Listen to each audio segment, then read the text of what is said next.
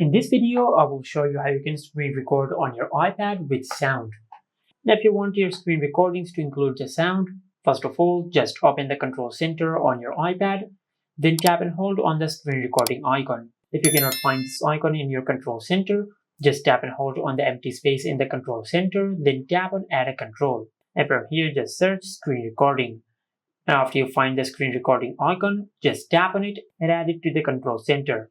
Now, to save the changes, just tap on the empty space on the screen. Now, to record the sound with your screen recordings, just tap and hold on the screen recording icon, and from here, just make sure you enable the microphone.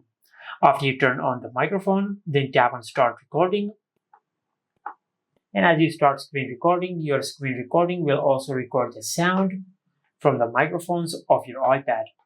Once you're done recording, just tap on this icon and select Stop.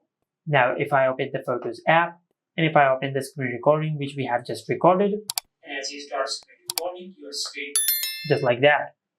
And this is how you can screen record on your iPad with sound. Make sure to like, comment, and subscribe. Thank you for watching.